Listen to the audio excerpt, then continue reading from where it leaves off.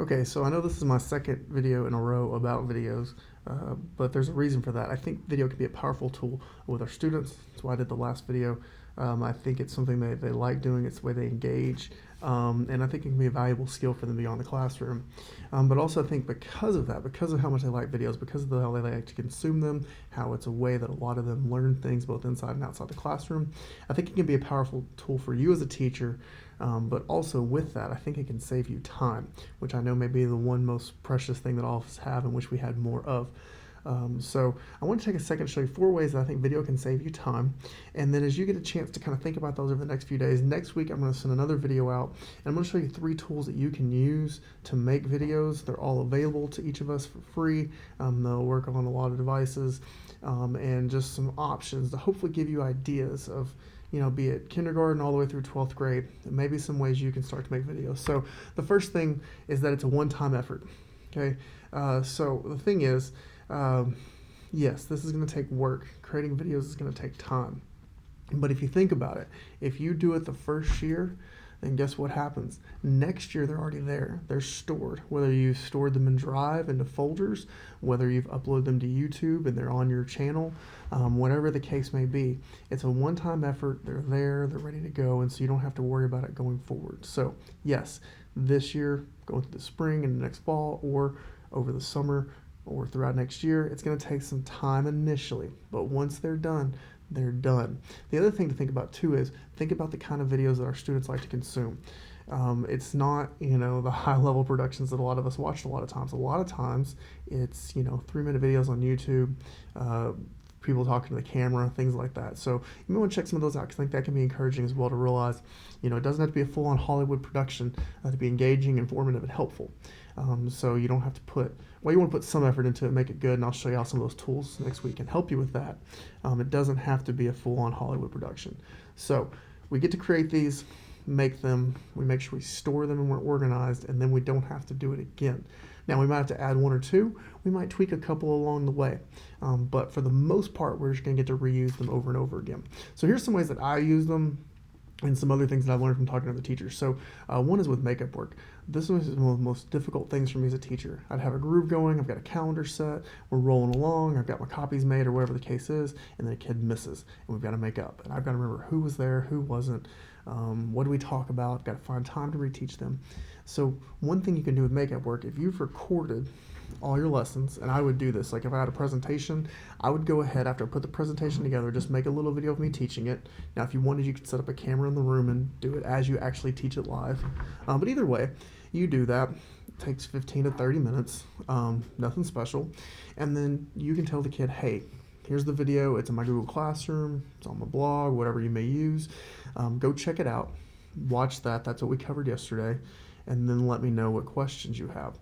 And so it helps you again with that time piece of you're not having to reteach every single kid, or when they do come in, let's say, because they're probably going to if they missed, especially depending on what they missed. When they come in, it can be more of a reteach thing where you can really invest that time helping them understand instead of just having to reteach the content in that limited time you have. So I think this is one piece. So you think about recording those lessons after you've got a presentation together, recording it while you're teaching it, and then if a kid's absent and they come back, they can watch and check out that video, and then go from there. Now, if they're younger, this may or may not work as well. You may have to tweak it a little bit. You may have to send it to the parents and be like, hey, if you'll check this out, you can see some of the things they missed and go from there. But I think this is one big thing, and this is one thing I did that helped me out a lot with trying to keep track of who did what. I could always be like, hey, go find the day you missed. I had a blog at the time. Go find the day you missed, watch the video, and then let's talk. All right, the second thing is subs, okay? So not that any of us would take a mental health day because we just need to chill out and watch some shows. But if you are absent for mental health or for actual, physical sickness reasons, sometimes it can feel like not being here is more work than being here, especially because what happens a lot of times is you feel like you've lost a day and you've come back. So those same videos that you recorded for your lessons, you could use those with subs and say, hey, play this video. And so it's like you're actually there teaching the lesson, and so you don't actually miss a day. And then again, the other piece is, on top of that, once they're created, Any day you miss, you're ready to go. When you got your subfolder ready or whatever your sub instructions are, it's like, hey, go show this video, and you're good to go. And so that's another thing. So with subs, so it helps with prep time, getting ready for the sub, but also when you come back, you're not having to redo that day, because I know a lot of times that can happen regardless of what instructions and things you leave. Now, is it gonna be perfect? No. I used to have fun with these too. Like, I knew I had certain kids that would struggle to pay attention or would goof off or whatever. It's like I would call them out in the middle of the video. Now you want to be careful because you don't want to hurt anybody's feelings, embarrass anybody. But if you got those relationships, it can be a really fun way to keep people engaged and watching the video. Okay, flipped classroom-ish. So if you know what flipped classroom is, this is basically where kids will actually go out at night or whenever the afternoon, watch the video of the lesson or whatever you're teaching, and then they will come in to school and do the work in the classroom. Now, some of you do this flipped classroom thing full on, and that's great, and that is an option. So one option is that, again, you create these videos. Again, it's a one-time thing. They're stored. They're good to go. Students watch those in the afternoon and the evening, and then when they come in, they can do their work. And what happens is that class time becomes more valuable because you're taking those next steps. You're doing reteach, you're doing small groups, you're doing projects, whatever the case may be. You're applying the content. So that can be helpful. But even if you don't do full-on flipped classroom, so again, flipped classroom-ish, creating some of those videos for reteach or for tutoring, those things that you would cover, because you've got some kids that struggle, but they're not going to come into tutoring. Maybe they're embarrassed, or maybe they just can't get rides here, be it because they're just not going to wake up and catch the bus, or whatever other factors may be, home responsibilities, things like that we have to consider. But they need that help. Well, you could do this, and this is a very easy, non-intrusive way that they can go and get that content for reteach, for tutoring, and have that available. And so I think that's another way.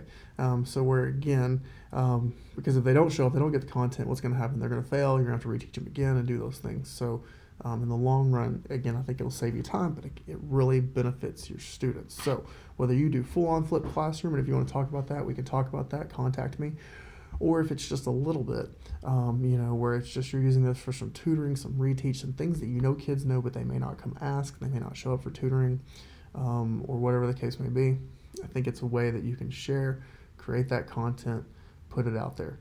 But again, with all these things, make sure you store it, make sure you organize, make sure you label stuff, because then you can continue to reuse it, which is a big piece and big helpful piece of this. And because students like videos, I think they'll engage with this content more than they might engage with some others, and it's kind of a way to change things up. You could even do this flipped classroom-ish thing with, maybe you record the lesson like we talked about, and then you do some kind of rotations or stations in your class, be it elementary, middle school, or high school. And it just changes things up to where they're not just sitting there taking notes from you or whatever, but they're still getting that content they need. And it's just kind of a change of pace for them to kind of, mix things up a little. So I hope this gives you some ideas. I would encourage you to think through, what are some areas that cause you to lose the most time. These were a few big ones that I've thought of, but there may be different ones for you. And then could recording and making some of these videos help you out, help to fill in that gap, be it, again, time, students getting the content they need, students understanding the content, and then go from there.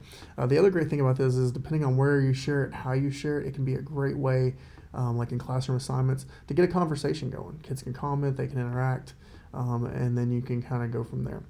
So I hope you'll think about this. If you've got some ideas or some questions, I would love to help you out. Again, next week I'm going to send some actual real practical steps about programs you can use and how they work, and hopefully this will help you out along the way.